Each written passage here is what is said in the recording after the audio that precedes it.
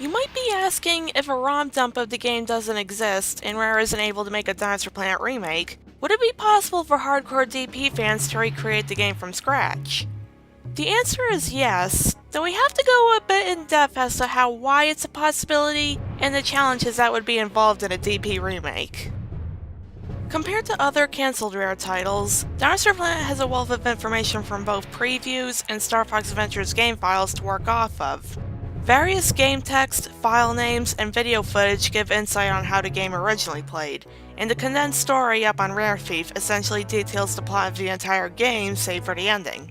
Screenshots also exist as a point of reference for visuals, and for the most part a good deal of SFA's level design is similar to DP's. Because of things like this, a fan-made remake of Dinosaur Planet would be more possible than one of Conker's 12 Tales or Project Dream. Even if the original game was never completed, enough information for the story and gameplay exists to recreate it, even if the end result isn't a 1-1 replica of the original game. However, even with an outline of DP's story and an idea of how the original game plays, there's the issue of actually developing the game. Even with 3D engines like Unity and Unreal being made more accessible for independent and hobbyist game devs alike, game development requires a good deal of time, planning, and effort. What took a professional company like Rare nearly 3 years to make would take a small group of hobbyist game devs longer to make. Much, much longer in the hands of a single person. That's taking into consideration both the technical limitations Rare had to work with at the time and the freedoms and capabilities we have now. Two major parts of game development include asset creation and programming. Whatever can't be extracted from Starfox Adventures files would have to be remade entirely. Models, textures, level geometry, and so on. That includes things not present in the data to begin with, but are mentioned in the story and audio. For audio, the hour-long DP voice acting rip doesn't encompass the entire game, so not only would you have to make visual assets, but you would have to find people to voice new lines for the characters. If you want new music to cover the incomplete soundtrack and remaster existing tracks, you'll need a composer. As for programming, code would have to be written from scratch, period. That includes things like combat controls, puzzles, sidekick AI and pathfinding, cutscenes, and much more, especially if you're going to forgo the limits of proprietary engines entirely in favor of building the game from the ground up. As much as I want a Dinosaur Planet remake, there's no way I could single-handedly do all that stuff. Sure, I could help with direction and general design, but things like programming and 3D modeling are absolutely alien to me. I'm in no way trying to discourage people from starting work on a DP remake, but you really need to know what you're getting into. Game development may be more accessible nowadays, but to create a game on the same scale and scope as the original Dinosaur Planet would take a lot of dedication and commitment. This goes for any sort of project, game dev related or not. You're not going to single-handedly get a grandiose project done in a short span of time. Know what you're getting into, know your limits, and get help from others willing to do so. Of course, there is another thing that people should keep in mind. Bringing up the topic of copyright again, Nintendo is notoriously overprotective of their properties to the point of taking down fan games like Pokemon Uranium, No Mario Sky, and of course the Metroid 2 remake AM2R. Those were games that were freely available and done as labors of love, so even non-profit fan projects run the risk of a DMCA takedown.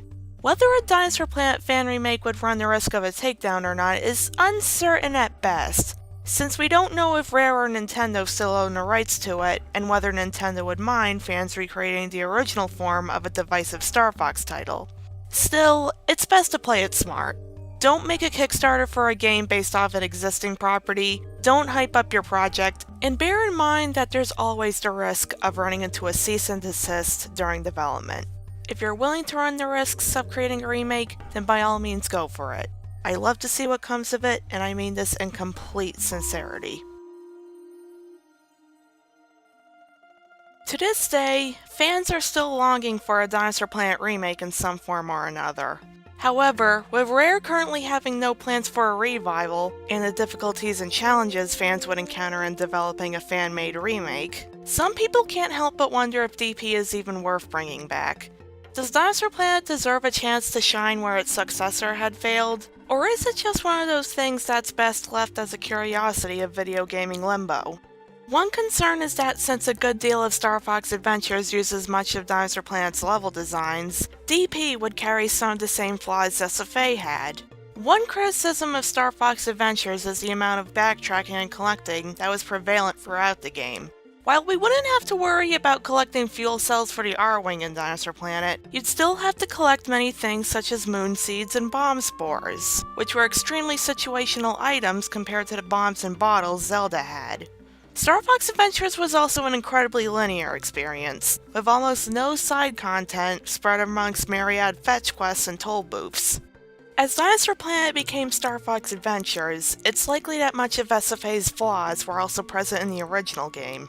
Sure, you could copy SFA's puzzles and objectives and use them as a basis for a Dinosaur Planet remake, but if you don't address those design flaws and improve upon them in some way, it'll suffer the same issues that SFA did.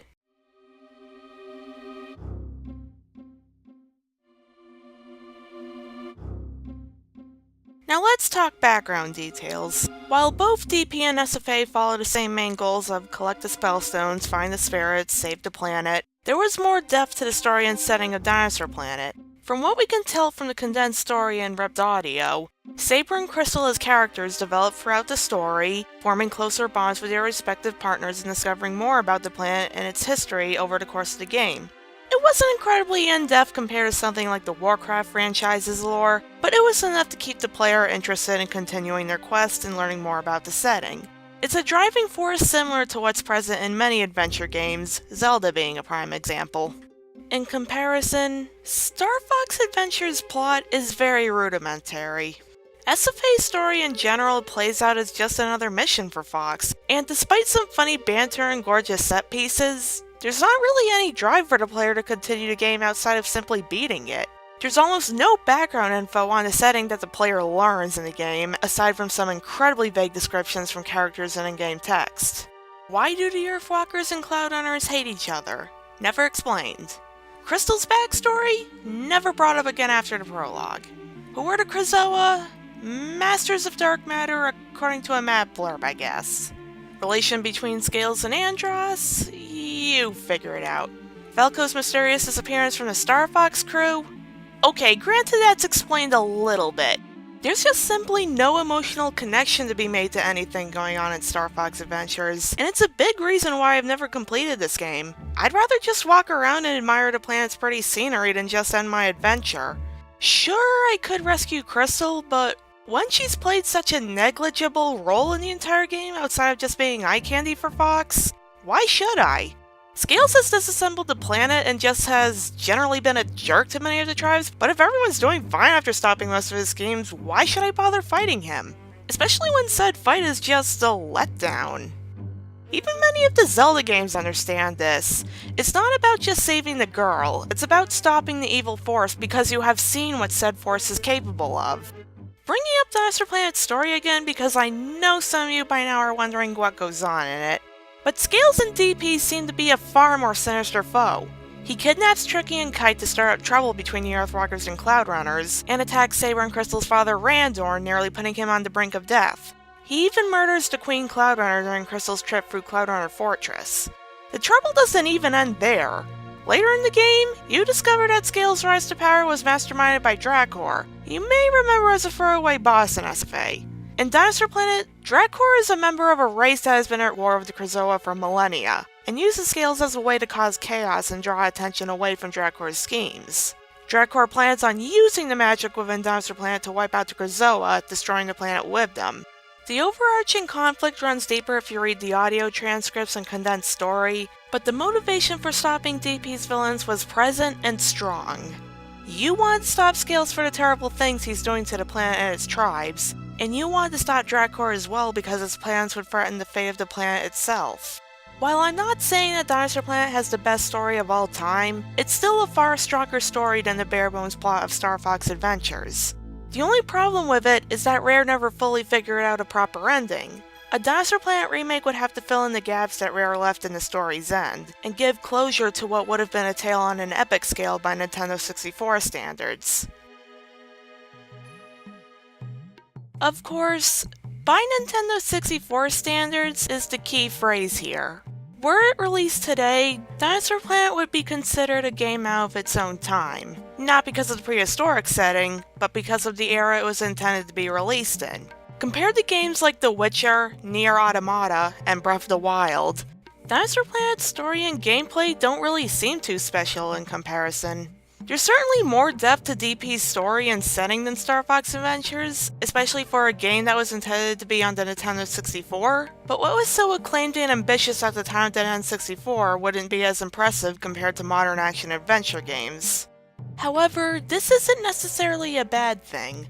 During their years with Nintendo, Rare has developed quite a number of games that still hold up today, and even their lesser-known N64 titles like Jet Force Gemini and Blast Corps still enjoy cult status among fans. Were it released for its original console, Dinosaur Planet would probably have been considered a cult classic. It probably wouldn't be as popular as Zelda or even top it as an action-adventure experience, but it'd still be a fondly remembered game that still shines for its age. In fact, let's bring up Zelda for a moment. Ocarina of Time was a hallmark title for the Nintendo 64, and served as a strong point of influence for Dinosaur Planet's style of gameplay. Both OOT and its sister game Majora's Mask are still highly praised by critics and fans alike even today, to the point of both games getting updated remakes on the Nintendo 3DS. Graphics were redone, controls were smoothed, frame rates were raised, and features were added and tweaked while still keeping true to the core experience of both games. Two great classics were given the modern treatment, and possibly might even outclass the original games in some areas. If it's a bit unfair to mention a AAA-developed remake, let me bring up a fan-made example. AGD Interactive's versions of the first three King's Quest games are fantastic remakes of the classic DOS-based adventures, keeping the same spirit of the originals alongside improved visuals, audio, and interface control. In the case of King's Quest II, almost everything about it was given a complete overhaul. Alongside the usual enhancements, the storyline and characters were given much more depth, and puzzles were made more varied and clever. What was considered one of the weaker games in Sierra's pedigree was transformed into a much more memorable experience thanks to AGD's efforts. I bring both of these up because a remake of Dinosaur Planet should follow the same design principles as those examples. Streamline and improve gameplay and interface control, and rework puzzles and quests to flow better and ultimately feel more rewarding. If done properly, by either fans or Rare itself, the remade Dinosaur Planet could succeed where Starfox Adventures and the original N64 version had failed. I've been researching Dinosaur Planet for a little bit over a decade, and from what I've seen in that time, the demand to be able to play the game in some form has been continuing to grow strong. Quite a few people have created petitions for Rare to remake DP, and others have been searching for any signs of a cartridge or ROM dump of the game. 17 years have passed since DP's cancellation, but despite fan demand, a working ROM of the game has still yet to be discovered, and Rare still has no plans to remake the title. Starfox Adventures celebrated its 15th anniversary in September of 2017, and the occasion has given fans a moment to enjoy what we have and reflect on what could have been. For all of SFA's flaws, it's still an enjoyable game, but with all the new information surrounding the game's initial incarnation, Starfox Adventures just seems much smaller compared to what it originally was. At the end of the day, the big reason why we long to play Dinosaur Planet is because we weren't satisfied with the game it ended up becoming. With so many mixed opinions on Starfox Adventures and its effects on the Starfox brand, Dinosaur Planet deserves a second chance. Not as a Starfox title, but as its own game. It was a game that was so massive in scale and mystifying in atmosphere, especially for something intended to be on the humble Nintendo 64. Sure, Dinosaur Planet may not be as big an experience as something like Breath of the Wild, but it's much bigger than what we got in its place. Recreating a game that never was is difficult at worst, but it's by no means impossible. In the 17 years since Dinosaur Planet was cancelled, enough info about the game has surfaced to piece together the story and world, and game development has become more accessible for people wanting to make games, with engines such as Unity and Unreal freely available for hobbyist developers. It'd be a challenge to remake something as big as Dinosaur Planet, especially with the maze of legal issues involved, but it's certainly much more possible for fans to do today than 10 years prior. I don't expect a remake to be made in the next several years, but I hope this video helps spark interest and possibly lead into the initial steps towards recreating the game.